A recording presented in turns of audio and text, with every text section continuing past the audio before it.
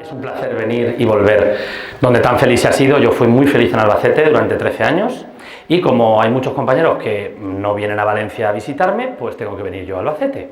Así que aprovecho para ver a mucha gente conocida. Ahora les ha aparecido un mensaje que había ahí arriba que ponía temp.atención. Seguramente temperatura, atención, ¿no? Pero lo podríamos ver como temporalmente prestemos atención, ¿no? Vamos a darle la vuelta al mensaje. Bueno, pues vamos a hablar de metapintura, vamos a hablar de arte y vamos a empezar haciendo una introducción sobre qué entendemos por metapintura o qué entendemos por obra metaartística. Vamos a empezar hablando, intentando, bueno, nos vamos a hacer una RAE, yo muchas veces acudo al diccionario para intentar comprender el origen de las palabras, la etimología. Me vais a disculpar la voz, pero llevo 2 semanas de mañana y tarde, mañana clases, tarde cursos, y la tengo un poco tomada, pero bueno, espero que... ¿Se me oye bien, no? Bien. Meta. El elemento compositivo meta viene del griego, significa muchas cosas, pero a nosotros nos interesa seguramente la última, la de acerca de. De ahí que aparezca ella metalengua o metalenguaje. Meta, puesto antes de una palabra como lenguaje, es el lenguaje que sirve para hablar del propio lenguaje. Por lo tanto, la metaliteratura sería la literatura que tiene como objeto la propia literatura. Bien, esto nos da pistas. El metaarte no está como término en la Real Academia, pero ¿cuál sería el metaarte? Pues el metaarte, la metapintura, la metaescultura, el metacómic, sería ese arte que, más que hablar del mundo, habla del propio arte. Esto es un concepto relativamente contemporáneo, aunque puede encontrarse un rastreo en obras del pasado, que es las que vamos a ver aquí. Porque sí que quiero deciros que, bueno, en el libro al que ha hecho alusión Sara, yo trato obras de muchos periodos, incluso contemporáneos, pero esta charla he decidido centrarla en unas obras un poco más tradicionales, ¿de acuerdo? Siglos pues, XVI, XVII, XVIII, XIX. Y las obras de arte más contemporáneo, que quizás requieren un poco unos marcos conceptuales más complejos, pues están en el libro y quien lo haya leído pues sabe a qué me refiero. Temp.atención. Esto, bueno, si no huele a quemado, seguiremos para adelante. La obra metaartística no aparece solo en la pintura, aparece, como digo, en otras disciplinas. El propio Quijote es una obra metaliteraria. Sabéis que en la segunda parte del Quijote se hace referencia a la primera parte, hay un juego del libro dentro del libro, el escritor que se convierte prácticamente en personaje, y esto es algo que la literatura ha explotado muchísimo. Un escritor desaparecido, por desgracia, hace poco y al que yo le profesé verdadera devoción, sobre todo en los años 90, es Paul Auster, y Paul Auster en algunos de sus mejores libros pues tiene este juego de muñecas rusas, ¿no? Este juego de que tú empiezas una novela, la novela trata de un escritor y de repente un escritor que está escribiendo una novela y de repente pasas la página y ya no estás entre comillas en la novela que estabas leyendo, sino en la novela que estaba escribiendo el escritor que tú empezaste a leer en la novela. Me explico, ¿no? Esto sería metaliterario. Y eso ocurre, como digo, también en el arte conceptual, en la fotografía. La fotografía es un campo extraordinario para hablar de metaarte o de metalenguaje. Aquí tenéis, por ejemplo, Una y tres sillas, una instalación de Joseph Kosuth, arte conceptual. En el centro, una silla física sobre la que uno se podría sentar. A la izquierda, una fotografía de esa silla a escala 1:1 pegada en la pared. Y a la derecha, una definición de silla. ¿Cuántas sillas hay? 1, 3, ¿cuál es la silla más real? ¿Cuál es la silla más verdadera? Esto aquí nos sale Platón, aquí nos sale Platón, el mundo de las ideas, etcétera, etcétera, etcétera. Como os digo, la fotografía se presta mucho. Yo en el libro, y aquí no voy a hablar de fotografía, digamos, metaartística, pero os traigo algunos nombres, porque como esto al final se va a quedar grabado por si alguien quiere, pues, profundizar. Kenneth Josephson tiene unas obras maravillosas, como esta fotografía que veis aquí. O me encanta también hablar del metalenguaje artístico yendo al cómic. Winsor McCay, que es no demasiado conocido aquí, pero verdaderamente un genio de la cultura popular en Estados Unidos, tiene una serie de cómics maravillosos. Él es muy famoso por Little Nemo in Slumberland, que es una serie de cómics mítica, pero incluso antes de Little Nemo tiene cosas tan modernas como esta. Como veis, está jugando con el propio lenguaje del cómic. ¿De qué tratan estas 6 viñetas? De la viñeta como tema. La excusa es un niño que estornuda. Lo importante es la viñeta, el juego de la viñeta, qué significa una viñeta, qué conlleva que haya una viñeta, etcétera, etcétera. Pues bien, así vamos a organizar las obras a partir de los 4 bloques en los que las dividí en el eco pintado. Si el libro tiene algún valor o creo que algún encuentro o algún hallazgo mínimamente interesante, creo que quizás sea el haber abierto el abanico y no solo haber hablado de pintura o de pinturas que contienen otras pinturas, sino de pinturas que contienen otro tipo de obras. Estampas, grabados, mapas, fotos, carteles, tapices.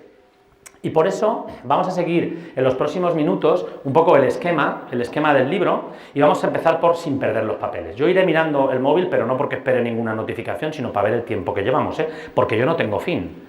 O sea, yo aquí, ¿vale? Empieza la Champions a las 9 y aquí seguimos, ¿sabes? Y entonces, no, o sea, tenéis una vida, tenéis que ir a casa, evidentemente, ¿vale?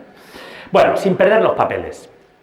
Este es de los bloques que más me gustó tratar en el libro, porque yo, antes de dedicarme a la docencia y ahora a la escritura, yo intenté ser artista. A mis padres que están aquí, siempre vienen conmigo, siempre lo cuento, al menos me aseguro una pareja en el público, ¿vale? Claro, hoy os reís, hombre, si esto está lleno. Yo estuve en Granada en el Colegio de Arquitectos presentando el otro libro, Umbrales, y éramos 3 en la mesa, 2 en el público. 3-2. Buen resultado fuera de casa, mal resultado para una presentación de un libro. No vinieron mis padres. Si hubieran venido mis padres, hubieran sido 4-3, hubiéramos ganado. Pero bueno, ¿por qué digo que me gustó el bloque de Sin perder los papeles? Pues porque yo no intenté ser pintor, escultor, yo intenté ser dibujante y grabador, estampador. Entonces mi mundo era el mundo del papel, el de la obra sobre papel, la obra gráfica. Y además ahora pues soy profesor principalmente de historia del diseño gráfico, de historia del cartel y de historia de la ilustración. O sea que el papel, la obra sobre papel para mí siempre ha estado muy cercana y por tanto pues me alegró muchísimo darle un bloque en el libro, porque principalmente además la obra sobre papel ha estado tradicionalmente subordinada. ¿De acuerdo? Vosotros vais al Museo del Prado y el 99% de lo que hay en las paredes son pinturas sobre lienzo o alguna sobre tabla. La obra sobre papel, quizá por la fragilidad del papel, quizá porque necesita unas condiciones de exposición muy cuidadas, pero ya os digo, está infravalorada desde el punto de vista del propio precio, ¿vale? Evidentemente un dibujo original de Miguel Ángel, que hay poquísimos, tendría un precio en una subasta enorme, pero una pintura del mismo tamaño tendría un precio multiplicado por 10. También el carácter múltiple, ¿de acuerdo? El carácter múltiple de las estampas o de los carteles, la idea de que se puedan hacer muchas similares, quizá va en su contra, y también, bueno, es cierto que generalmente las técnicas de trabajo en papel, el dibujo, buena parte de la estampa tradicional es monocroma. Aún así, yo creo que es interesantísimo y, bueno, pues yo en el libro dediqué capítulos a cuadros con dibujos, cuadro con estampas, cuadros con carteles, con mapas y con fotografías. Aquí, en esta charla, voy a hablar de una obra que me fascina, una obra que me entusiasma y que no pude tratar en el libro, porque yo en el libro me autoimpuse una regla que era que de ningún artista habría más de un capítulo. Y de Manet yo quería poner el bar en el Folie Bergère, que es ese cuadro con un espejo detrás maravilloso. De ese cuadro no vamos a hablar hoy aquí, y del cuadro que yo no pude incluir en el libro, pues me apetece hablar aquí. Es un cuadro maravilloso, es uno de estos cuadros que permitiría directamente estar aquí hasta las 8:30 de la tarde solo con este cuadro, ¿vale? Aquí tenéis un retrato de Manet hecho a su amigo Émile Zola, escritor que le apoyó en un momento muy complicado de la vida de Manet. En 1865-64, hablo de memoria, Manet expone la Olimpia. Y aquello es un escándalo, una prostituta, desnuda, mirando a la gente, esto no puede ser. Y entonces, de los pocos que sale a defender a Manet es Zola. Y entonces Manet lo retrata con ese pequeño panfleto que veis ahí, donde se intuye Manet, ¿vale? Eso es el artículo que publicó Zola en un periódico que unos meses después fue publicado como una especie de separata. ¿Vale? Ahí ya nos está diciendo Manet por qué está retratando a Zola. La metapintura sirve para esto, para incluir una cantidad enorme de significados, de mensajes, de capas de lectura y de niveles de comprensión. Si nos quedamos con que es un retrato fidedigno, bien, pero aquí vamos a intentar escarbar un poco más. Bien, eso, ahí tenéis, ¿vale? Esto ayer me puse y hasta que no encontré la foto del original, no paré, ¿eh? Y al final, pues uno lo encuentra, ¿vale? ¿Veis bien? ¿Se ve bien la pantalla? ¿Sí? ¿O un poco brillante? Yo a mí me sobra luz, yo en penumbra gano, así que... ¿Eh? ¿Sí? ¿Bien? Yo creo que perfecto. Bien, es que veo que había un poco de resol. Bueno, ahora, la parte maravillosa de este cuadro es la esquina superior derecha. La esquina superior derecha a mí me vuelve loco, me vuelve loco. Aquí os he hecho una ampliación de esas 3 obras sobre papel que Manet pone ahí arriba para darnos una cantidad enorme de información. Vamos a verlas una a una. La primera, la Olimpia. El motivo de que este retrato fuera pintado, el motivo de que Zola saliera en defensa del pintor. Si os fijáis, no se sabe, porque es imposible de saber, pero se interpreta que es una fotografía en blanco y negro de la Olimpia que Manet coloca en el estudio de Zola, ¿vale? Bueno, hay algunos historiadores que indican o dicen que la chica mira, no mira al frente, como en el cuadro original, sino que la chica mira al escritor. Parece que está mirando un poco, ¿no?, hacia allá. Esa, bueno, la foto, fundamental. Ahora, mirad qué bonito esto. Mirad ese detalle. ¿Lo habéis visto? ¿Lo reconocéis? ¿Por ahí he oído algo? Los borrachos. El triunfo de Baco. Pero aquí viene la maravilla. Claro que es el triunfo de Baco de Velázquez, pero no es el triunfo de Baco de Velázquez. Es el triunfo de Baco que Goya copia al Aguafuerte de Velázquez. Toma, de repente está homenajeando a Goya y a Velázquez, porque Goya, siendo muy joven, había ido al Museo del Prado y había copiado en unas estampas algunas de las grandes obras de Velázquez. Y está claro que lo que está reproduciendo es una estampa, por el color que tenemos. O sea que de repente nos ha dado 2 referencias, Goya y Velázquez, ¿vale? Manet viajó en 1864 a España a ver el Museo del Prado. Y dijo que solo por ver a Velázquez y a Goya merecía la pena el viaje desde Francia hasta aquí. Vino a ver el Museo del Prado, fue a Toledo una tarde y a ver una corrida de toros. Y se volvió a Francia, pero le mereció la pena. Ahí tenéis, los borrachos de Velázquez, la estampa que Goya copió.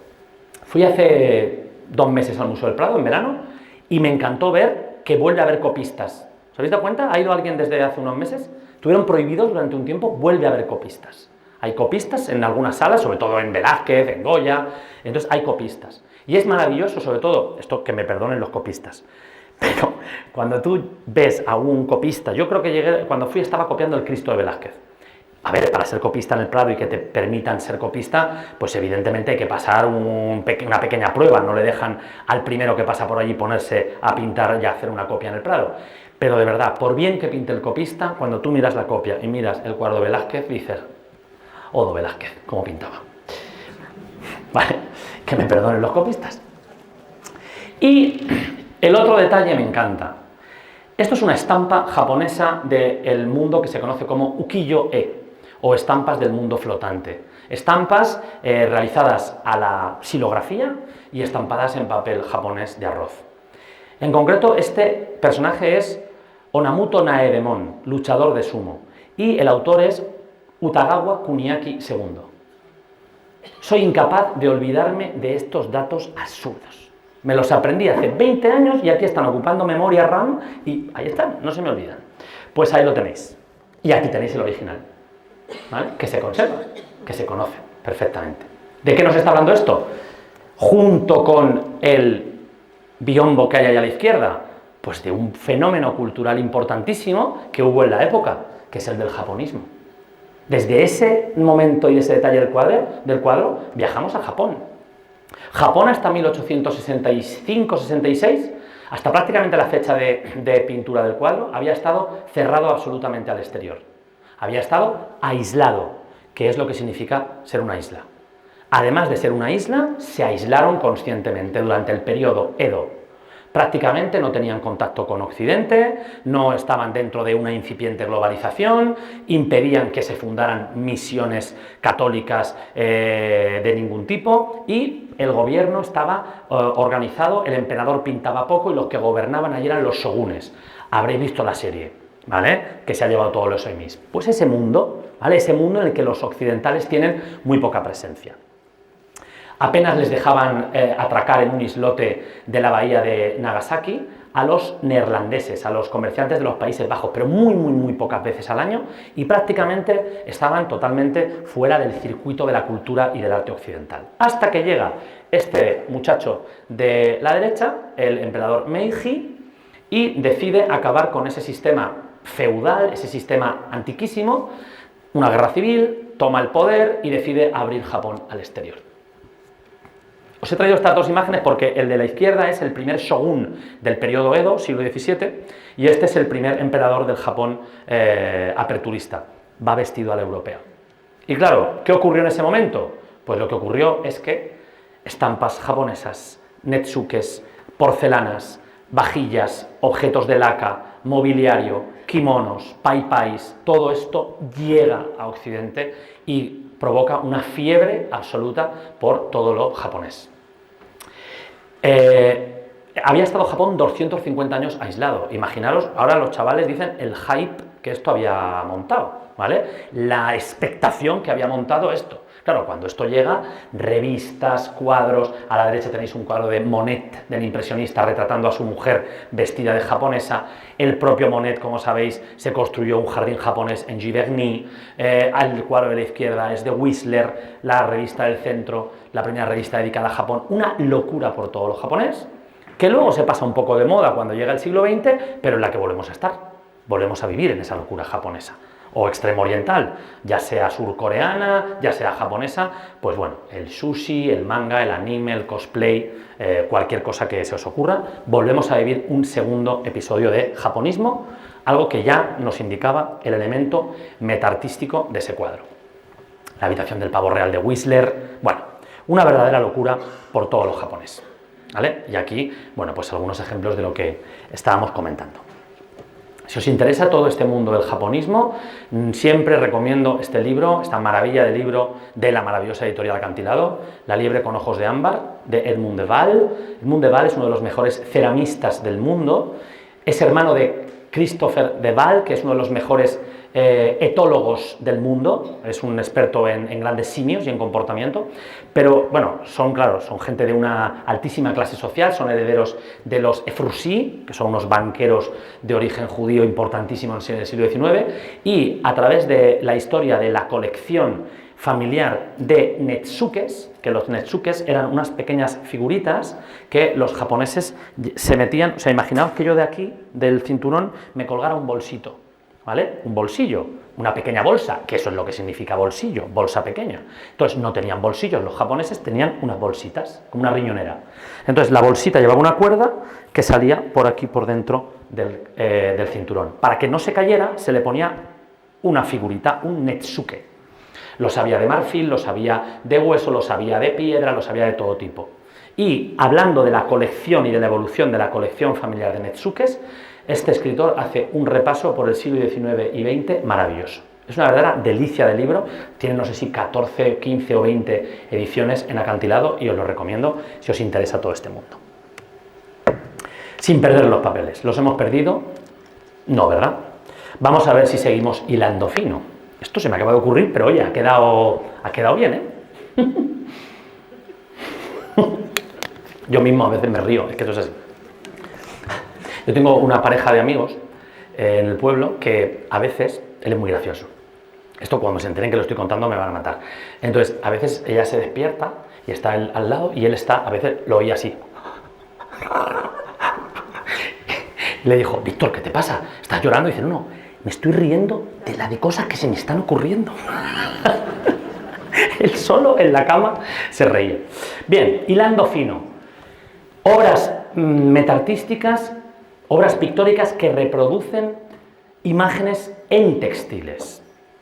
Esto surgió a lo largo del libro, no estaba previsto en un primer momento, pero surgió y me pareció interesante. El mundo del textil tengo que reconocer que es un mundo que a mí durante muchísimo tiempo no me ha interesado lo más mínimo y que según va pasando el tiempo creo que es interesante y sobre todo fundamental para comprender la civilización y la evolución. Os recomiendo un libro de la editorial Siruela, buena editorial, que se llama El tejido de la civilización.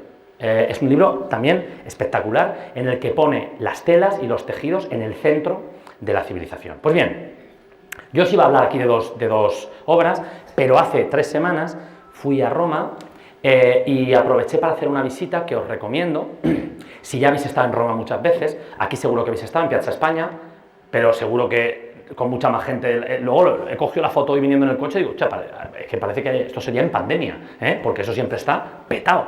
Bueno, ahí arriba es la iglesia de la Trinità dei Monti, que es una iglesia sin aparentemente demasiado interés, pero de verdad, si estáis en Roma y ya habéis estado, y hay una visita guiada al convento arriba que es extraordinaria, curiosísima, porque en las paredes del claustro hay unas pinturas únicas en el mundo, únicas, ¿vale? Y no voy a decir más, voy a generar un poco de hype y si queréis vais. Pero cuando luego visité la iglesia no es nada del otro mundo, pero de repente en una capilla me encontré con esto y dije, ¡oh! Esto va para la charla de Albacete. Sin más, mirad lo de la izquierda. Es una adoración de los Reyes Magos. Pero veis que está todo pintado, ¿Veis que está imitando un tapiz?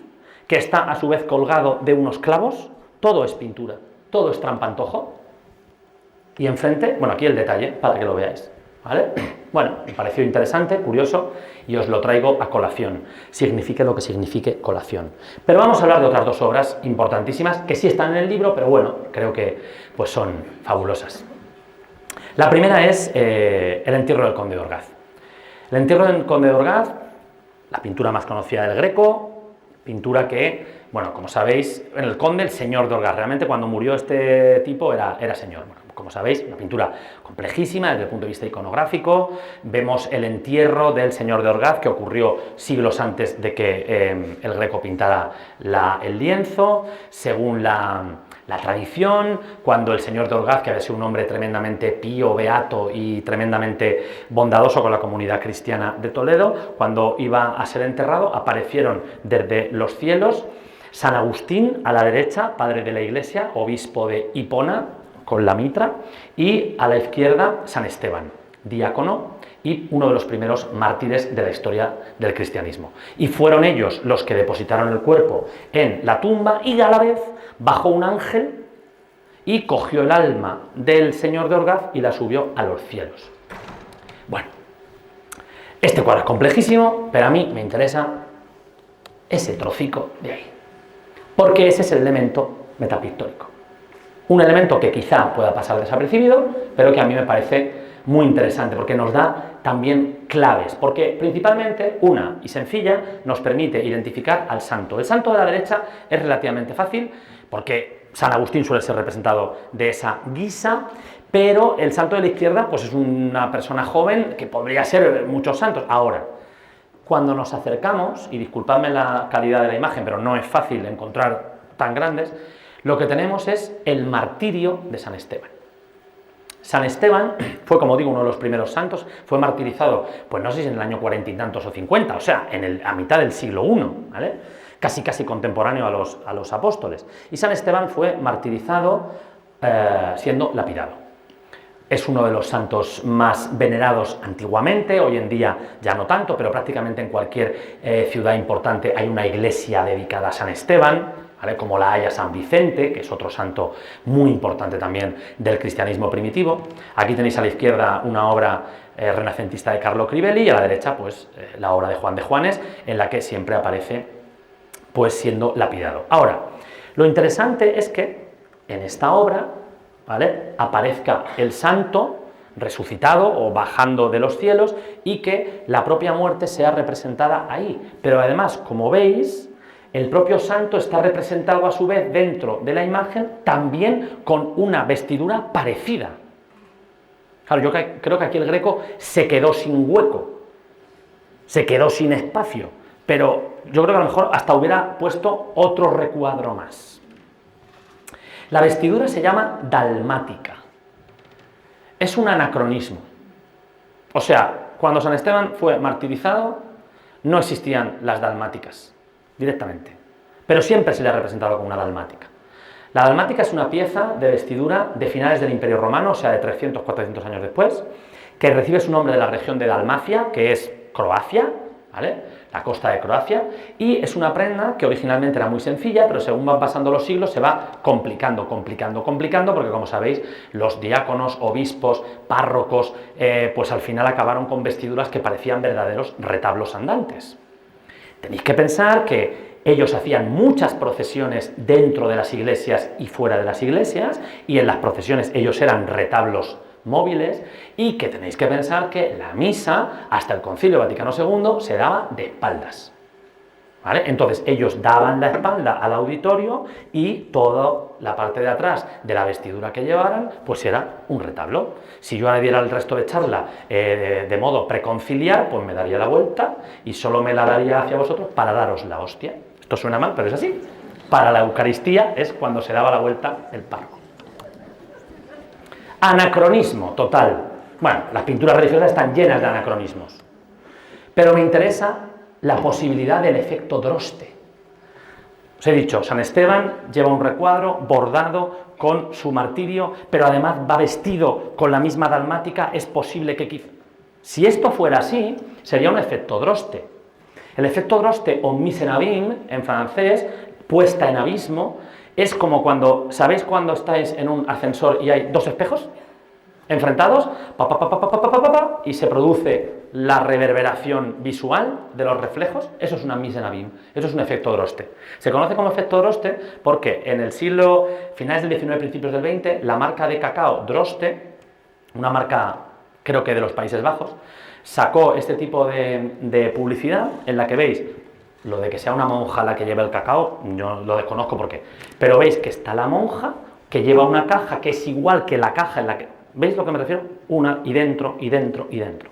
Bueno, en la caja del cacao pasa, ¿eh? En el cacao prácticamente hasta donde se puede hay como 3 monjas cada vez más pequeñitas. Ahí lo veis. Y aquí el efecto, ¿de acuerdo? No es un caso único el de El Greco. Este efecto Droste ocurre en ocasiones, pocas, son cosas curiosas, pero mirad, esta obra me encanta de Giotto, el tríptico Stefaneschi, un tríptico que podría pasar por otro tríptico más de Giotto, de tantos que hay, pero si os fijáis en la parte central, bueno, veis que todos los personajes son santos porque llevan la aureola, ¿vale?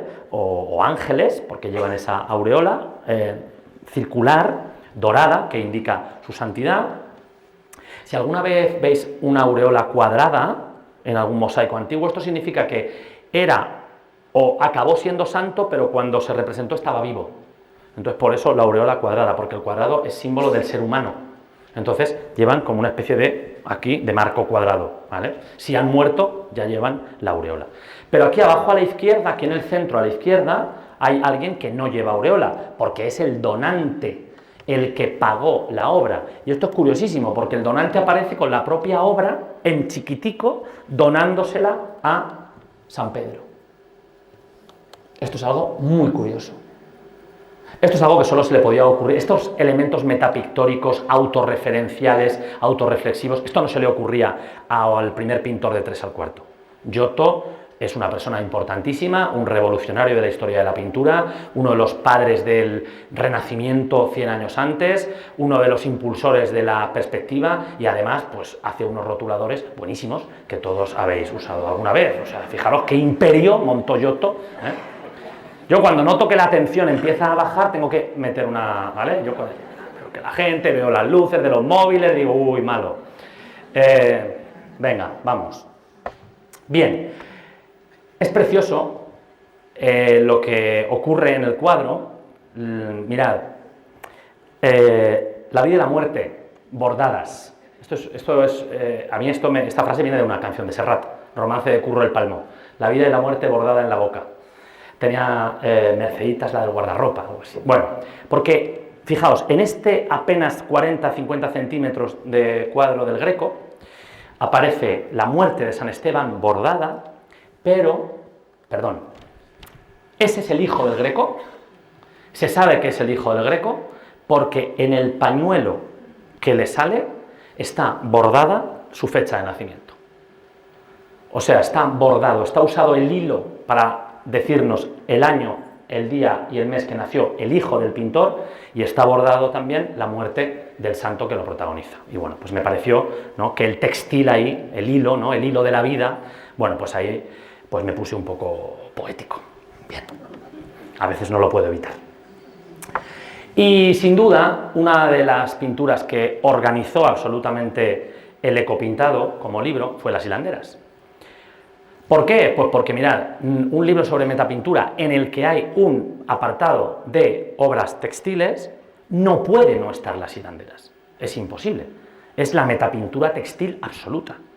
Y claro, si yo me autoimpongo la condición de que si pongo un cuadro de Velázquez ya no puedo poner otro, pues en el libro no están las meninas. Están, revolotean, pero no tienen capítulo, porque el capítulo se tenía que llevar Las hilanderas.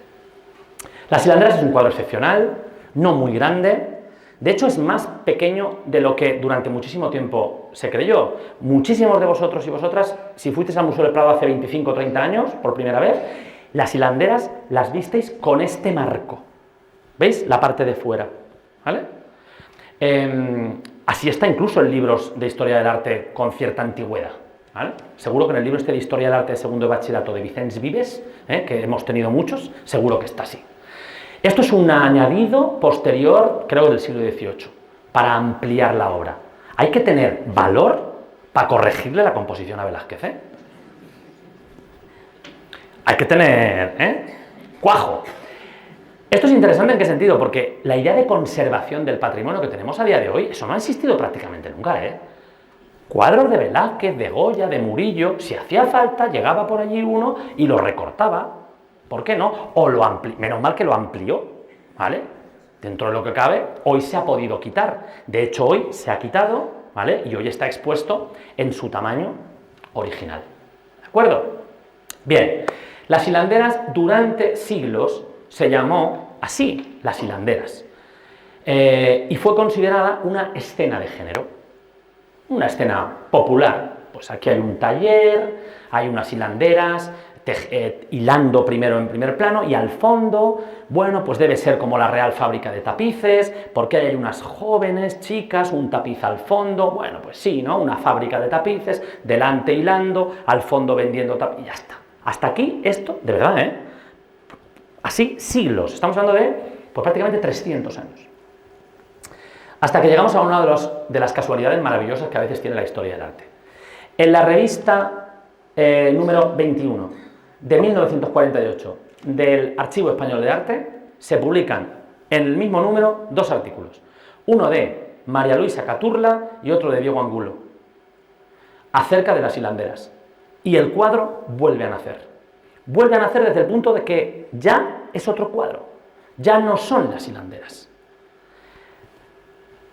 María Luisa Caturla descubre un apunte en un inventario que ella identifica como el cuadro en sí, en el que se habla de una fábula.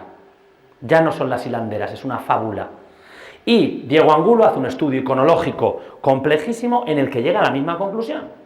Lo que hay ahí detrás no es una escena de género, sino que es la fábula de Aracne y Atenea, envuelta en una vestidura costumbrista.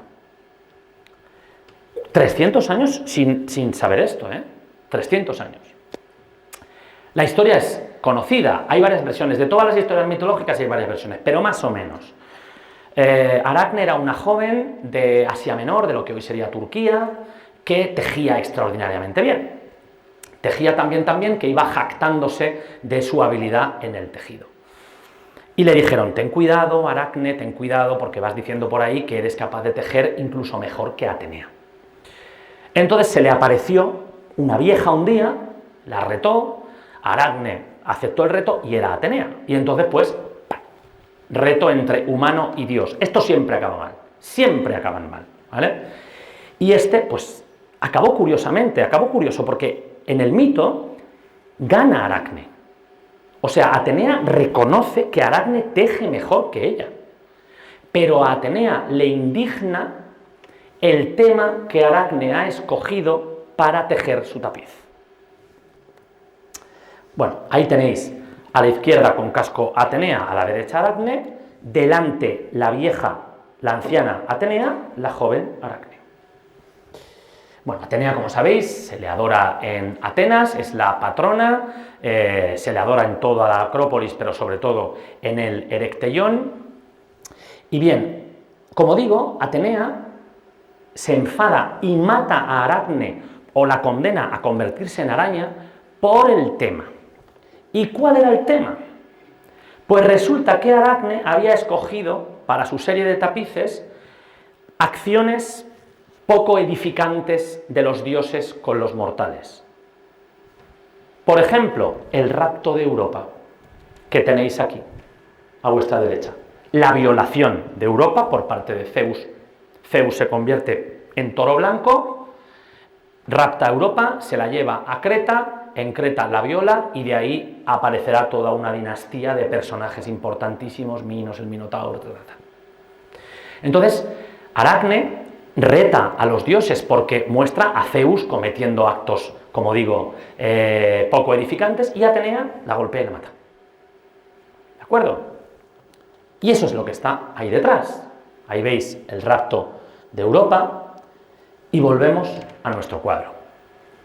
Diego Angulo se dio cuenta de algo excepcional.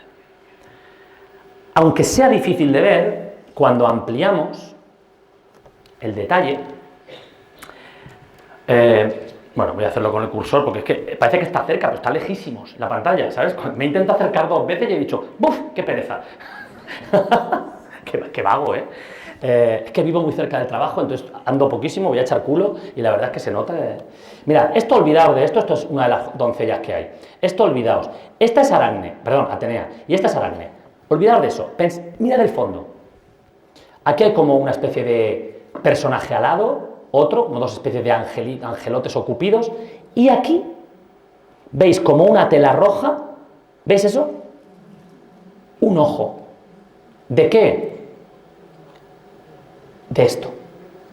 Esto de aquí, esta parte de aquí arriba, es lo que está ahí detrás. ¿Lo veis? Los angelotes, los cupidos, la tela roja, que es un poco la clave para entenderlo, e incluso se intuye, ¿vale?, el brazo de Europa y el ojo es, ¿no?, el ojo de Zeus. Y aquí viene ya, vamos, el giro ya increíble. ¿Qué ha pintado Velázquez en el fondo de las hilanderas? Pues ha pintado un cuadro que él vio pintar a Rubens cuando era joven. Él pinta las hilanderas en 1655 con 56 años. Velázquez nació en 1599. Cuando tenía 29 años, Rubens pasa por Madrid y Rubens pide permiso al rey de que le deje pintar y copiar los cuadros de la colección del Palacio Real de Madrid. Le dan permiso, Rubens es el pintor más importante de Europa en ese momento, y Velázquez ve pintar a Rubens ese cuadro. Pero ese cuadro es una copia del rapto de Europa que había en la colección de los reyes de España de Tiziano. O sea, que al fondo de las hilanderas Velázquez pinta un cuadro de Rubens que a su vez copia a Tiziano. El retruécano, el homenaje. En el mismo lienzo y unidos por el elemento textil metapictórico, 3 de los grandes pintores de la historia: Tiziano, Rubens y Velázquez, los 3 trabajando para los reyes de España y los 3 con una representación extraordinaria en el Museo del Prado. Esto había que contarlo en el libro. Esto no lo puedes no contar. Entonces, claro, pues luego las meninas. Bien. Avanzamos. ¿Todo bien? ¿Sí? Yo es que me lo paso tan bien que yo ya os digo que aquí puedo estar. Pero bueno, vamos para adelante. Muñecas rusas. Así le llamé al apartado, al bloque, que en principio iba a ser un poco el centro del libro, ¿no? Cuadros con cuadros, directamente. Aquí tenéis un ejemplo de un cuadro británico, de este tipo de cuadros múltiples. Y bueno, vamos a empezar hablando de un tipo de cuadros que a mí me encantan, que son los cuadros de galerías de pinturas. O sea, este tipo de cuadros, que a mí me parecen maravillosos. Y además, hoy en día, con las reproducciones digitales, que te metes, porque antiguamente tú veías estos cuadros en tu libro de Vicens Vives de Historia del Arte, segundo de bachillerato, y eran así, y claro, si el cuadro es así, cada otro de los cuadros, ¿verdad? Entonces, pero ahora, ya insisto, que te puedes meter. Bueno, ¿de dónde viene esta obsesión por acumular obras de arte? Pues esto viene de un fenómeno muy interesante, que es un fenómeno tardomedieval, renacentista y que explota en el barroco, que son las Wunderkammer, las cámaras de maravillas, las galerías de maravillas. Esto eran sobre todo gente rica, principalmente obispos, príncipes. Esta que tenéis ahí es una foto de la Wunderkammer de la Catedral de Salzburgo, que os recomiendo visitar si vais alguna vez a esa ciudad austríaca. Ahí lo que había era pues una acumulación, un batiburrillo de objetos. Esta gente coleccionaba de todo, coleccionaba, pues como veis, pues yo qué sé, elementos antiguos, no entendían lo que era la prehistoria todavía, pero coleccionaban, pues eso, animales disecados, mandíbulas de tiburones, yo qué sé, fósiles, minerales, alguna pintura, alguna estampa, un poco todo junto, ¿no? Este es el concepto de la Wunderkammer.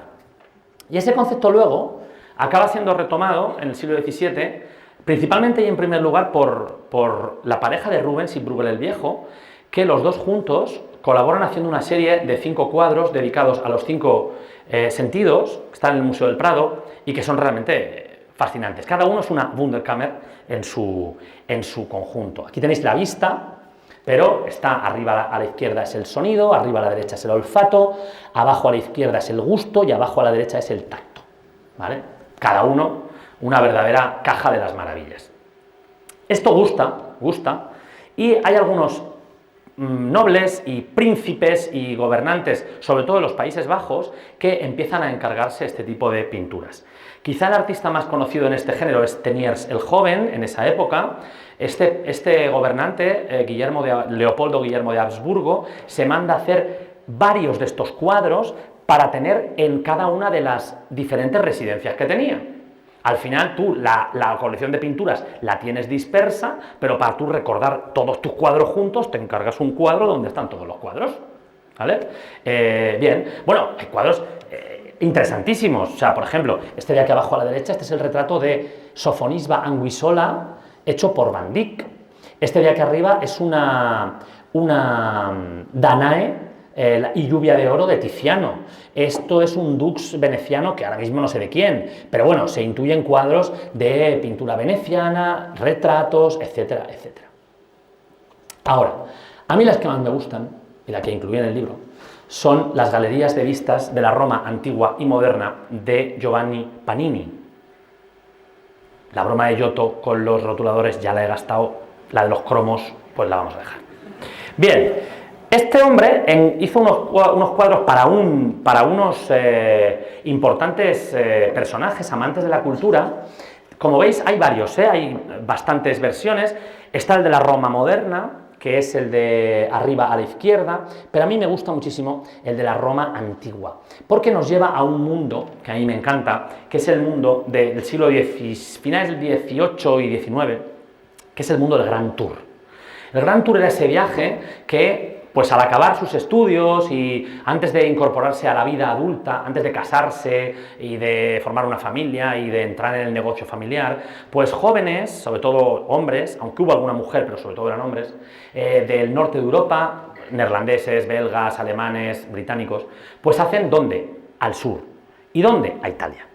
Es un viaje que les llevaba meses, que cruzaban generalmente los Alpes por el paso del Brennero, paraban en Venecia en primer lugar, luego podían ir a Mantova, Florencia, Bolonia, quizá Pisa, bajaban a Roma y los más atrevidos iban hasta Nápoles y Pompeya. Y luego ya Goethe bajó hasta Sicilia, pero en general se quedaban por ahí. ¿Qué hacía esta gente? Bueno, pues la verdad es que hacían cosas poco edificantes también en sus viajes, y no voy a entrar en detalles, pero sobre todo también compraban antigüedades, compraban recuerdos, compraban souvenirs, ¿vale? El que tenía dinero, pues incluso sarcófagos, lo que hiciera falta, había todo un negocio para venderle a estos ricachones del norte. Pero claro, a veces, pues se encargaban este tipo de cuadros, que son el equivalente de caché y barroco de las postales, la colección de postales, clac, clac, clac, clac, clac, que te comprabas cuando, no sé si una, dos, y te compraban las 20 postales, ¿vale?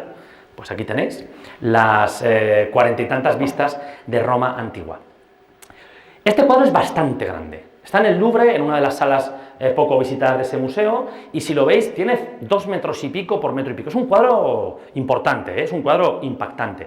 Y a mí, este cuadro es muy interesante por muchas cosas, pero a mí me parece extraordinariamente relevante porque nos permite ver cómo estaba la Roma antigua en 1758, cómo estaban las ruinas de Roma en ese momento. Y esto es muy interesante. Por ejemplo, nos acercamos con la lupa. Ahí, detrás de una escultura, que es el Hércules Farnesio, ahí veis una vista de una construcción que tal y como está ahí, parece difícil de identificar. Eso es el Arco de Tito. ¿Vale? Hoy en día, en el Foro Romano, reconstruido por Valadier en el siglo XIX, una de las primeras reconstrucciones arquitectónicas, digamos, restauraciones artísticas modernas. Pero antes de que Valadier pasara por allí, pues el Arco de Tito era la puerta de entrada al palacio de una familia romana que controlaba esa zona del foro. Ahí lo tenéis, totalmente reconstruido. Y ahí a la derecha, más curioso todavía, lo reconocéis, ¿no? El Laoconte. Pero no está igual. El brazo, aquel, lo tiene estirado. Esto nos cuenta una historia muy curiosa. El Laoconte se encontró y no se encontró el brazo derecho del sacerdote troyano. Entonces hubo una discusión. ¿Cómo tienen el brazo? ¿Lo tienen cogido? ¿Lo tienen estirado? ¿Lo tienen cogido? ¿Lo tienen estirado? Unos dicen una cosa, otros dicen otro. Mucha gente decía que estirado. Miguel Ángel decía que encogido. Pues no le hacen caso a Miguel Ángel y el Laoconte se restaura con el brazo estirado. Así estuvo siglos, siglos. Hasta que un arqueólogo, Pollack, siglos después, encuentra el brazo. Y resulta que Miguel Ángel tenía razón. Lo tenía encogido. ¿Vale? Se quitó el brazo de la restauración, se incluyó el brazo encogido original, que como veis está incluso más dañado, ¿vale? Es como, dice, parece un pegote, es que se encontró muchísimo tiempo después, ¿vale? Ha tenido otras vicisitudes distintas. Pero la metapintura nos ha permitido viajar en el tiempo a ver cómo entendieron aquellos hombres y mujeres esta escultura siglos antes. Este es un libro de hace unos meses que cuenta toda la peripecia de este brazo. Dentro de los cuadros, hay una tipología que a mí me encanta, que es la de autorretrato pintando. Y me parece muy interesante porque, en contra de lo que puede parecer, pues los autorretratos pintando en los que se ve la pintura no son tan habituales como podemos creer. Hay mucho autorretrato, Durero tiene unos autorretratos fantásticos, Rembrandt tiene un montón de autorretratos, pero solo en uno se ve la pintura y se ve de espaldas, no se ve lo que pinta. Las Meninas es un autorretrato, pero no se ve lo que está pintando. Goya tiene autorretratos, pero en casi ninguno se ve lo que pinta. ¿Dónde quiero ir? Que son mujeres. Son algunas de las pocas mujeres en comparación que hubo las que hacían esta tipología de autorretrato. Me parece muy significativo. De hecho, el primer autorretrato pintando de alguien es una mujer, es Catharina van Hemesen, una pintora muy poco conocida de Flandes, y al poco tiempo la gran Sofonisba Anguissola pinta esa preciosidad de retrato a la que yo dedico un capítulo en el libro, el capítulo más sencillo de escribir del libro. Leí y me investigué sobre la vida de Sofonisba y dije, esta mujer tiene una vida impresionante. Voy a empezar por el final, de verdad, cuento la vida de Sofonisba Anguissola, otro capítulo, ya está. Porque es que solo con contar la vida de Sofonisba era suficiente. Mirad, una pintora holandesa, Judith Lester, está pintando. Rosalba Carriera enseña lo que pinta, gran pintora ya del ámbito prácticamente rococó. O la gran Elisabeth Louis Villiers-Lebrun también se pinta pintando. Yo aquí me parece ver como un intento por parte de estas mujeres que vencieron muchísimas dificultades para ser pintoras, de mostrar su dignidad. Soy pintora y mira cómo pinto, y mira lo que pinto, ¿no? Me parece interesante esa lectura. Bien, muñecas rusas. Vamos bien.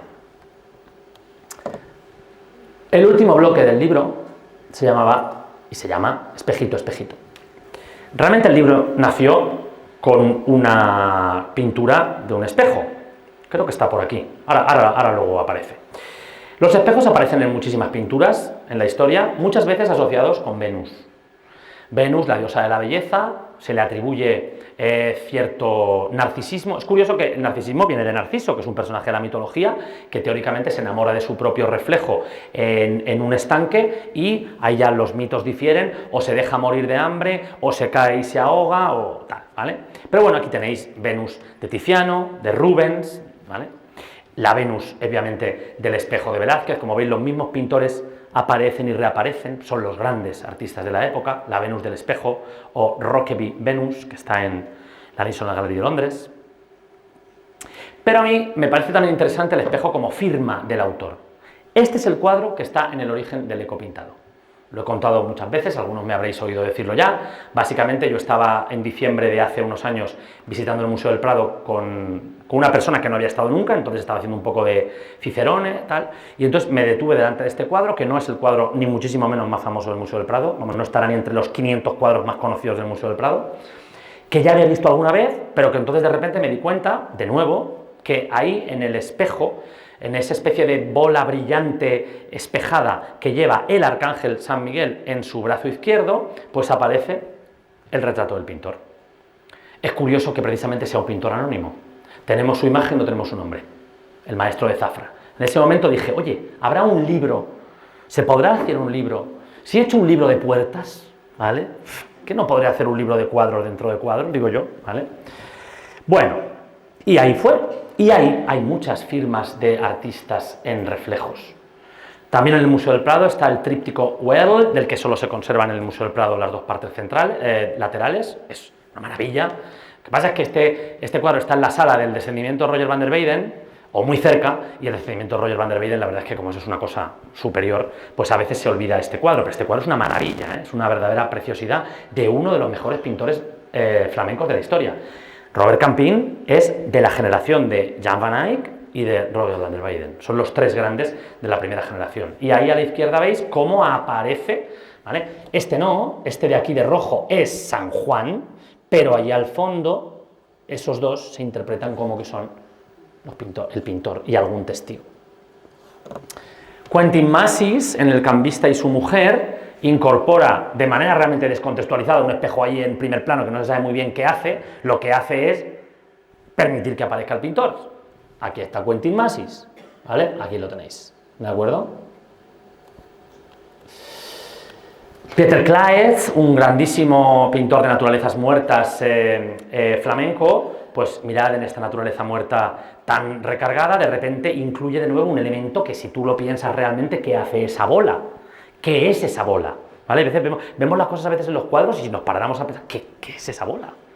Es que no sabemos lo que es, esa especie de bola metálica. De nuevo la excusa para retratarse, ¿vale?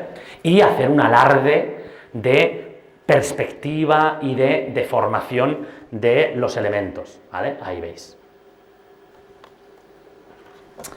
Y también Clara Peters. Clara Peters es una pintora durante muchísimo tiempo prácticamente desconocida, que recurre a este recurso, nunca mejor dicho, en pequeños detalles de los objetos metálicos que ella incluye en algunos de sus bodegones, aparece ahí, pintando con su paleta y su pincel, mirándonos desde hace 400 años. Clara Peters ha pasado a la historia con motivo porque además fue la primera exposición dedicada a una mujer que el Museo del Prado dedicó, luego han venido otras, pero en el 2017 la primera exposición dedicada a una mujer fue esta, ¿vale? Luego se dedicaron a otras, sabéis que ha habido iniciativas pues, loables para recuperar evidentemente a todas las mujeres que se pueda. Hubo una polémica, aprovecho a hacer una nota a pie de página. Hace unos años quizás recordéis una polémica porque hubo una exposición en el Prado que sobre obras olvidadas de pintores, no me acuerdo si se llamaban Las Olvidadas, es que no me acuerdo, pero resulta que en la primera pintura que había en la exposición para recibir al visitante, el día de la inauguración o a los 2 días, alguien dijo, uy, esta obra me suena, no era de una mujer, ¿vale? Era una obra perdida del pintor almanseño Adolfo Sánchez, tatarabuelo de mi amiga Belén, ¿vale? O bisabuelo de mi amiga Belén. Era una obra que este hombre había mandado a un concurso en Madrid, en los años 20, la obra no se la habían seleccionado, no se la habían devuelto, había acabado en un desván no sé dónde, y de repente apareció como obra de una mujer en una exposición en el Prado. La retiraron, se pidieron disculpas, simplemente lo cuento porque claro, en Almansa, en mi pueblo, fue como, ostras, una obra de Adolfo Sánchez, ¿vale? El pintor del pueblo. Y el cuadro que a mí, bueno, hay varios cuadros con el espejo como firma, pero hay uno que me maravilla, uno de mis museos favoritos, y supongo que de quien haya ido también, el Kunst de Viena, esa maravillosa plaza, aquello del fondo es el Kunst, el Museo de Arte e Historia. La foto está hecha desde el Museo de Historia Natural, son dos museos gemelos espectaculares, allá al fondo a la izquierda es el Hofburg, bueno, Viena, el centro de Viena es un festín para un amante del arte. Bueno, pues ahí en un museo increíble, espectacular, que es una cosa que solo el museo es increíble. Yo me acuerdo que, mis padres se acordarán, porque creo que la cafetería de museo más impresionante en la que yo he estado es la cafetería del Kunst. Es una cosa, tú tomas café, bueno, tomas café aquí arriba, con la cúpula esta encima de un óculo en el que te asomas y ves a la gente pasar por... Es una cosa que pagas a gusto los 8 euros que va el capuchino o 12, porque esto 8 euros sería hace 10 años. Bueno, pues ahí hay un pequeño pero maravilloso cuadro al que dedico otro capítulo, que es el autorretrato en espejo deformante del Parmigianino. Pintor jovencísimo, verdadero genio de la pintura, que tuvo la mala suerte de acudir a Roma justo unos meses antes de que Roma fuera saqueada por las tropas de Carlos V. Entonces, claro, el saco de Roma paraliza la vida cultural de la ciudad, él tiene que huir, y es un pintor que no desarrolló una carrera tan prometedora como la que tenía que haber llevado a cabo. Pero este era su firma, este fue su carta de presentación al Papa. Y es un cuadro absolutamente fascinante. Es un casi adolescente, como veis, que se autorretrata en uno de estos espejos. Los espejos en aquel momento, los espejos grandes, tenían esta forma un poco convexa que provocaba estas deformaciones. Pero lo extraordinario de la obra, más allá de que está pintada con un virtuosismo increíble, es que si vais a verla, tendréis que fijaros que la obra no es plana. O sea, la madera está tallada con la forma del espejo. Pero es que el marco no es un marco, es parte de la madera en la que está tallada el espejo. Es un único bloque de madera en el que se ha tallado el marco, se ha dorado el marco, se ha tallado el espejo convexo y se ha pintado encima. Es la metapintura absoluta, es el engaño absoluto, el trampantojo absoluto. Realmente es que parece que lo puedas tocar. No es ni siquiera plano como una pintura, sino que tiene esa apariencia volumétrica. Y claro, para terminar con el espejo como firma de autor, pues hay que hablar del matrimonio Arnolfini, ¿vale? Uno de los cuadros pues, más conocidos que hay, uno de los cuadros a los que, bueno, pues más textos se les han dedicado.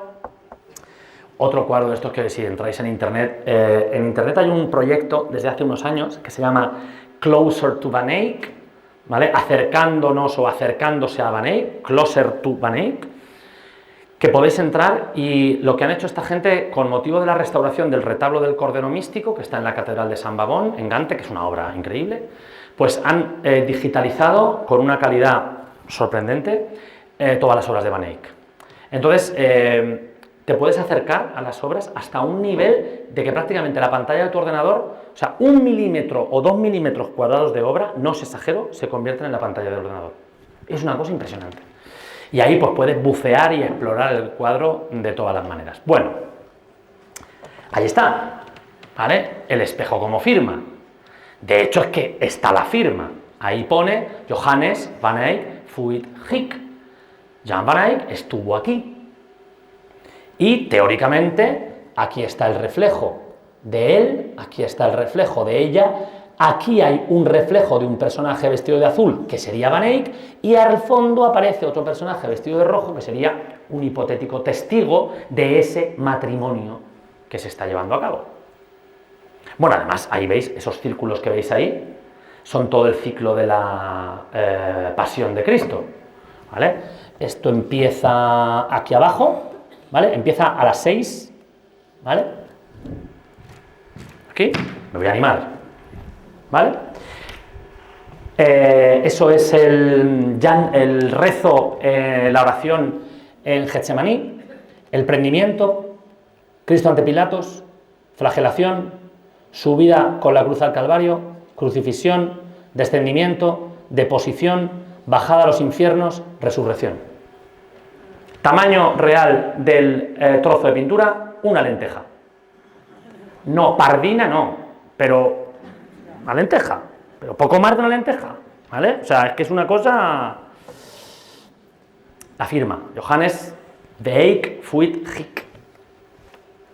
El espejo es la clave, no solo es la firma, sino que es la clave. Yo aquí no voy a desgranar todas las explicaciones, esto es imposible, voy a hacer 4 ideas, ¿vale? Durante muchísimo tiempo se tomó como cierta la tesis de Erwin Panofsky, porque Erwin Panofsky es uno de esos señores que, pues, lo que han dejado escrito a principios del siglo XX es palabra de Dios, te adoramos Señor, y prácticamente nadie discute ni a Panofsky, ni a Gombrich, ni a estos historiadores, muchos de ellos alemanes. Bueno, entonces este era Giovanni di Arrigo Arnolfini y Giovanna Cenami, que en principio, pues parece que eran primos, no sé qué. Bueno, esto durante 80 años, Panofsky. Hasta que en 2003 Margaret Koster, una historiadora, dice que no pueden ser los personajes de la izquierda, sino que son Giovanni di Nicolao Arnolfini y Constanza Trenta, mercaderes italianos que viven en Brujas, que viven en Flandes. Y que al final lo que ocurrió ahí es, es ese matrimonio, pero en principio, según la hipótesis de Margaret Koster, la mujer falleció en el parto. ¿Vale? ¿Por qué? Pues según ella hay una serie de datos, de pistas. Justo encima de la mano de ella aparece una figura demoníaca y maligna. Allí detrás, ¿vale? Allí detrás, en la cama, aparece Santa Margarita, patrona de las parturientas y los partos, lo que nos está indicando que un parto tiene que ver con algo. Como veis, o sea, la historia de Santa Margarita, hace unos meses estuve en Vic, que hay un museo de arte medieval espectacular, y eché esta foto a un retablo románico, porque Santa Margarita, según una de las historias, se la come un dragón, se la come, y entonces ella, en el estómago del dragón, utiliza un crucifijo que lleva, le abre al dragón la tripa y sale. Un parto, ¿vale? Al final, por cesárea, ¿vale? Entonces, la patrona de las cesáreas, ¿vale? Entonces ahí tenéis a Santa Margarita, patrona de las parturientas. Esa sería, y luego hay un dato que para mí es fundamental, que es que mirad, arriba, en la lámpara, arriba a la izquierda, encima de él hay una vela encendida. Encima de ella, que esto realmente prácticamente no se ve, esta mujer se dio cuenta de que hay una vela apagada, porque queda la cera y los 2 chorretones de cera. La vida y la muerte. ¿De acuerdo? Pues bien, esta es la hipótesis de Margaret Koster, que en el mundo académico a día de hoy se tiene por cierta, pero si os apetece pasar una tarde de apasionante lectura, veo que alguna cara hace así porque quizá ya lo hayan leído, este libro de acantilado del año pasado, el Affaire Arnolfini, es una maravilla, se lee en 2 tardes y hace un repaso por todas las hipótesis históricas de explicación y da una última hipótesis, curiosísima, fascinante, que no os voy a destripar, evidentemente, para que leáis el libro, porque, bueno, yo he leído por otro lado, que bueno, que es un poco sospechosa, que es difícil, bien, pero cuando hay una hipótesis nueva siempre hay quien aparece diciendo, bueno, es que es complicado, bueno, es una maravilla. Bien, y ya nos vamos acercando al final, y bueno, pues evidentemente no se puede hacer una charla de metapintura sin por lo menos hacer el colofón con las Meninas. Bien, las Meninas es, bajo mi punto de vista, una de esas obras de arte prácticamente perfectas porque tiene una cantidad de niveles de lectura casi inagotables. Se puede hacer un nivel iconográfico, que es lo que generalmente hacen los guías o la gente, pues mira, es la reina, el rey, la princesa, tal cual. Es un nivel iconográfico, esto es reconocimiento de los personajes. Bueno, los tenéis aquí. Esto se va a quedar grabado.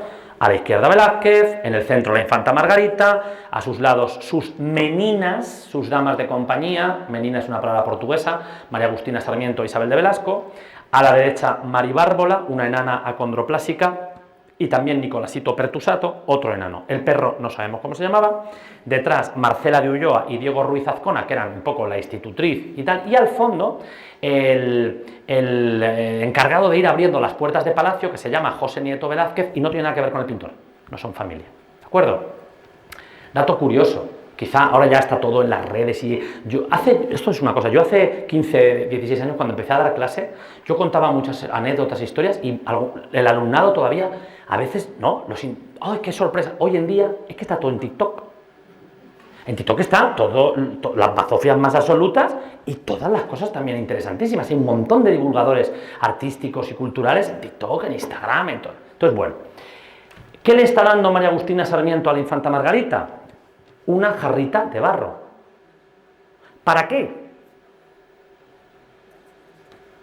¿Para qué? Para que se la coma. Comían barro. Las altas clases sociales en aquel momento se puso de moda la creencia de que comer barro, arcilla, tenía beneficios para la salud. Y está comiendo barro, ¿vale? Comiendo arcilla. Estas cosas, ¿vale? Siempre, luego, bueno, es que yo, que me despisto, me voy por una rama como si fuera un mono. Bueno, en fin, por desgracia, lo que quiero decir es que todas estas absurdeces acabaron afectando a las mujeres. O sea, eran las mujeres las que tenían que estar guapas y entonces comían barro. Eran las mujeres las que tenían que maquillarse y durante siglos se maquillaron con blanco de plomo. Blanco de plomo. A la reina Isabel de Inglaterra, no la de hace 4 días, la otra, se le cayó el pelo hasta aquí, de maquillarse con blanco de plomo. Cuando se descubre la radioactividad a principios del siglo XX, se hacen cremas con radio. ¿Vale? El elixir de la eterna juventud. Ponte una crema con radio. Verás lo que te va a pasar. ¿Vale? No se la ponía el señor, se la ponía la señora. O sea, al final, todas estas barbaridades pues, han acabado afectando a esa parte, ¿no? Es la obra metapictórica absoluta, porque la uso como resumen. ¿Qué hemos estado viendo antiguamente, en todos estos minutos? El cuadro dentro del cuadro. Hay cuadros dentro del cuadro. Lo que pasa es que están al fondo y prácticamente no se ven, pero se han identificado. En principio, serían 2 cuadros de Juan Bautista Martínez del Mazo, que era familiar de Velázquez, era su yerno, y el de la derecha es Apolo vencedor de Pan, y el de la izquierda podría ser Atenea y Aracne, del que hemos visto antes un cartón preparatorio de Rubens. Esto sería precioso, porque uniría las hilanderas y las meninas. Además, hay un reverso de pintura. Aparece la metapintura copiando una pintura al revés. Esto es algo al que no hemos hecho tanta atención, pero que ocurre a veces, ¿vale? A veces ocurre. Aquí tenéis este autorretrato de unos años antes, de 30 años antes de Rembrandt. Y bueno, hace un poco tiempo en el propio Museo del Prado se expuso esta trasera de las meninas, una obra contemporánea del artista y fotógrafo Vic Muniz. Además hay un autorretrato pintando, el de Velázquez. ¿De acuerdo? Solo hay 2 autorretratos de Velázquez. Este que está en las meninas y otro muy poco conocido, o no demasiado. ¿Alguien sabe dónde está? Este autorretrato.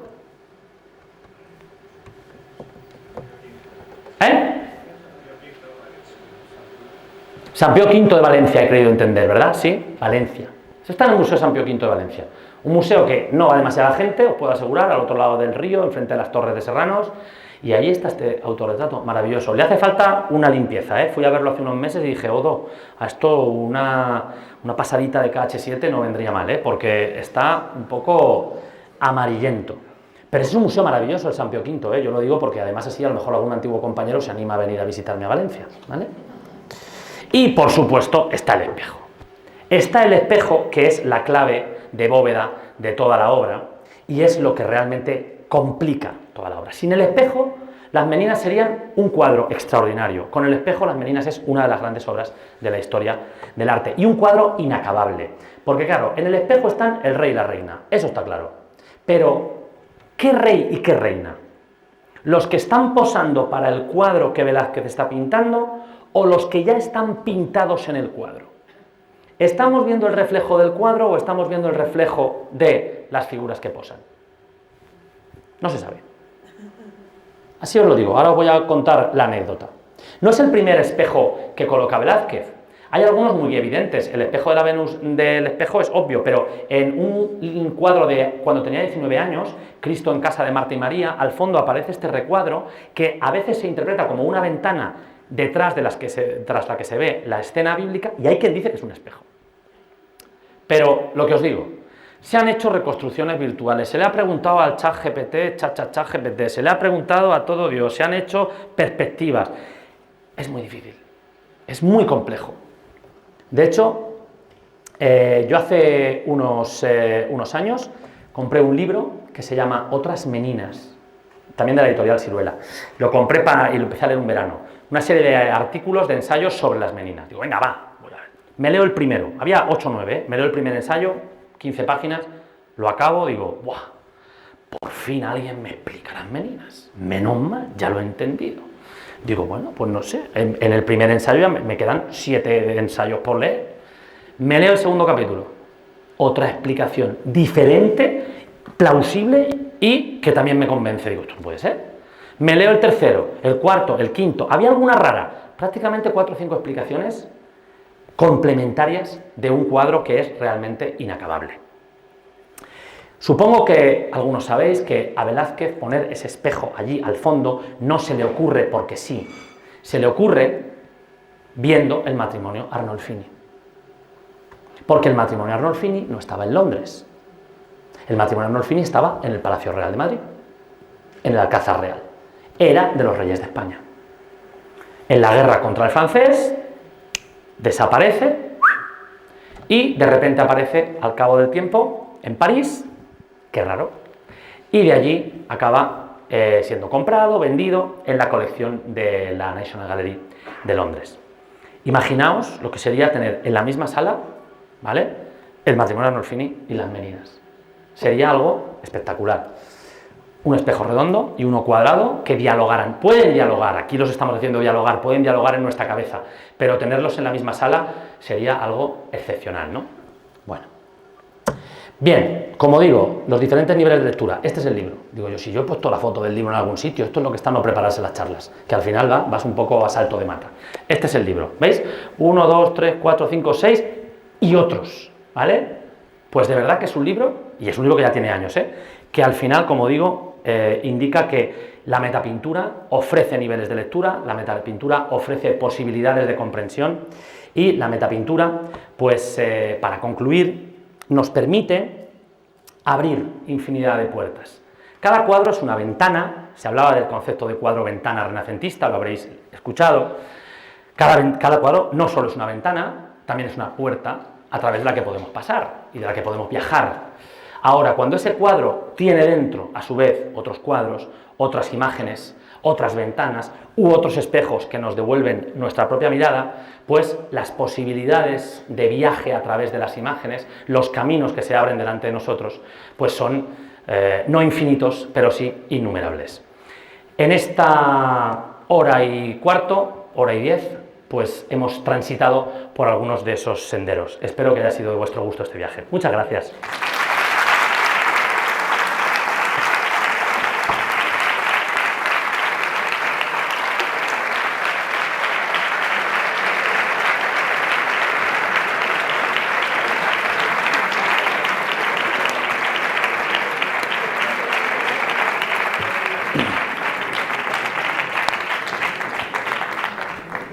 ¿Alguna pregunta?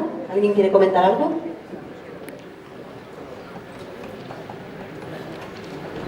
¡Animaos! Mira, qué bien. Hay micrófono, hay micro. Sí, quería decir, la Virgen de Guadalupe de México sería un caso parecido con lo que se refleja en los ojos. ¿He visto alguna cosa o no? Pues me acabas de pillar en fuera de juego total. Vale. Pues, O sea, si te digo otra cosa, te engaño. Pues míralo y luego me lo dices. Bueno, ¿hay un reflejo en los ojos? Sí, en cuanto hay un reflejo, hay un elemento metapictórico. O sea, porque hemos visto espejos, pero si os fijáis, aquí, por ejemplo, el de San Miguel Arcángel, el que os he puesto, no es en puridad un espejo. Esto, o ni siquiera esto es un espejo, ¿vale? Es un reflejo en una superficie metálica. Aquí esto sí es un espejo, pero esto es un escudo. De hecho, hay en juicios finales y sobre todo con San Migueles y con Jesucristo que aparecen en el juicio final, hay muchos reflejos en las armaduras. Por ejemplo, San Miguel Arcángel aparece muchas veces representado con una armadura dorada. Y en esa armadura a veces se refleja la lucha de los ángeles y los demonios. Hay cosas ahí extraordinarias. Hay un reflejo, es un elemento metapictórico, efectivamente, seguro. Gracias. Un momento. Que tenemos micro. Claro, aquí. Esto es la Casa de Cultura José Saramago, por favor. ¿Sabes? Aquí no hay miserias. Vale, ahora. Cuando has puesto la imagen del cuadro de la Venus del espejo, Sí. me he quedado solo con que me ha hecho ilusión verlo porque yo fui una copista mala, pero lo copié. Y yo cuando hacía la cara, Sí. la cara de la Venus, me decía, qué mal me sale, si es que no se ve bien, es que era fea. Luego digo, es que no sería muy guapa porque no sale bien. Luego cayó en mis manos un libro que se titula Yo soy Venus. Me leí el libro porque era muy misterioso, bueno, y hablaba sobre a ver quién era la Venus, porque en esa época estaba prohibido pintar mujeres en España, desnudos. En Italia sí, pero aquí no. Y entonces quiero preguntarte, porque tú has puesto la imagen del cuadro porque tiene un espejo, sí. La Venus del espejo, pero tú podrías añadir algo más o no? Es muy complejo, porque hay muchas interpretaciones. Si nos quedamos en la interpretación iconográfica de puesto la cara, digamos, borrosa para no identificar a la mujer, nos quedamos en un primer nivel, interesante. Pero aquí hay niveles que rozan el neoplatonismo, la belleza ideal y la belleza material, los diferentes tipos de belleza que puede simbolizar la alegoría de Venus, el amor cortés y el amor profano, el amor divino. Es muy complejo. Y de verdad, esto no son rayaduras mentales de historiadores del arte. La biblioteca de Velázquez era de las más ricas de su tiempo. La biblioteca de Velázquez estaba llena de libros de iconología, de libros de iconografía, de simbología. O sea, era una persona cultísima. Sí. ¿Vale? De hecho, pintó muy poco. Se dedicó a leer, a formarse, a trabajar en la corte. Y como era guapo y se fue a Italia y tenía muchas pretendientes, y yo digo, pues la Venus igual no era ni su mujer. Era un misterio leer ese libro, porque dices, ¿quién era? ¿Era su mujer o era...? Claro, cuando entran todos estos temas también siempre del segundo viaje... por eso la cara, digo... Del segundo viaje a Italia, parece ser que no quería volver, el rey le llamó a capítulo, por favor vuelve, ¿por qué no quería? Ya empiezan también un poco las leyendas de otro tipo, ¿vale? Pero bueno, un misterio. Pero bueno, hay una frase de Quique González, que es un cantautor que a mí me encanta, que dice que la certeza dura menos que el misterio. O sea, dura más que... O sea, lo estoy diciendo al revés, ¿vale? El misterio dura más que la certeza. Los misterios son interminables, son eternos. Entonces, un cuadro que nos cuenta todo, que se explica por sí mismo y que está totalmente comprensible de la A a la Z, es un cuadro que se agota. ¿Vale? Una historia que se agota. Las buenas películas son las que salimos del cine y seguimos hablando de ellas, porque tenemos puntos de vista distintos. Los libros, en los clubs de lectura se eligen libros de los que se puede hablar. Un libro que es perfecto, que tiene un lazo, que no hay nada que te haga reflexionar, es una obra muerta al fin y al cabo. Entonces, estas obras son conscientemente inacabables, porque tienen esos niveles de lectura. Pues muchas gracias. Nada. Me llamó la atención de la cara, decía yo, la cara. Bueno, ahí se ve el perfil de la cuando está de espaldas, un perfil de una mujer más guapa, pero luego dices, esa cara no... A ver, y no te sientas mal, te costaba porque Velázquez, el difuminado, esa ligereza de Velázquez, eso es imposible de copiar, nadie ha pintado así. Entonces, es casi imposible de copiar, ¿vale? Muchas gracias. A ti. ¿Alguien más? Hay Pina por allí. ¿Aquí también? Madre mía. Ah, ¿no vas allí?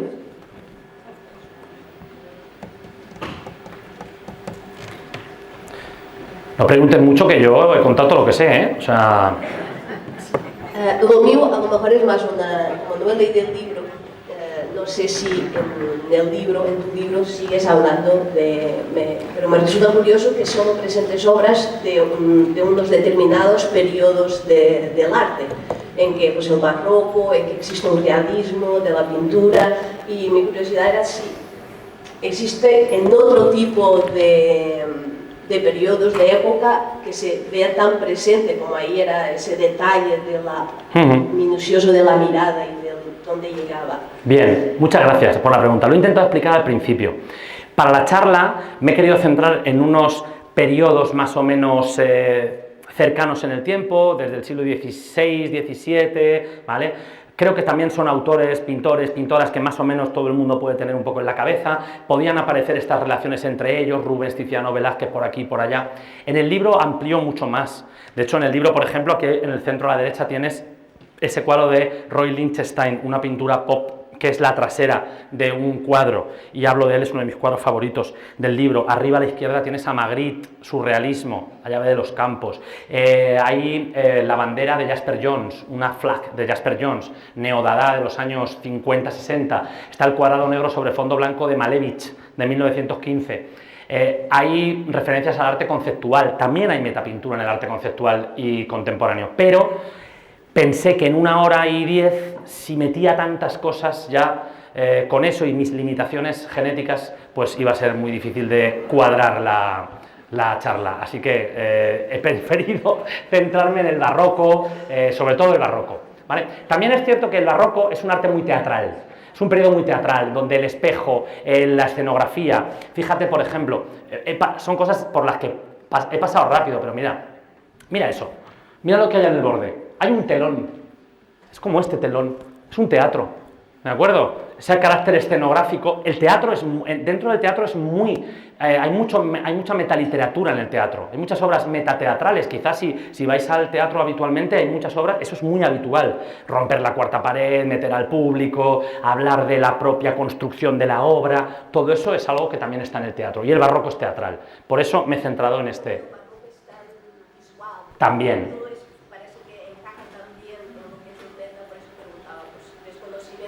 No. Contemporánea de mi parte, de no analizar y preguntar si en el arte contemporáneo si consigues encontrar también. Sí, lo hay. Hay una obra en el libro de Richard Estes, un pintor fotorrealista que a mí me encanta, que es Times Square, y eso es una obra de los años del 2000 y pico, o sea, hasta el siglo XXI.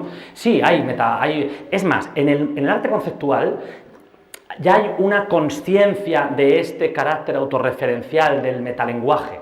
¿Vale? Hay partes del arte conceptual que son directamente metaartísticas, ¿de acuerdo? Esto que os he puesto al principio, esto es arte conceptual del bueno, porque hay malísimo, hay arte conceptual muy malo, esto es metaartístico, ¿vale? Sí que lo hay mucho. Lo que pasa es que ya te digo, para la charla decidí centrarme un poco.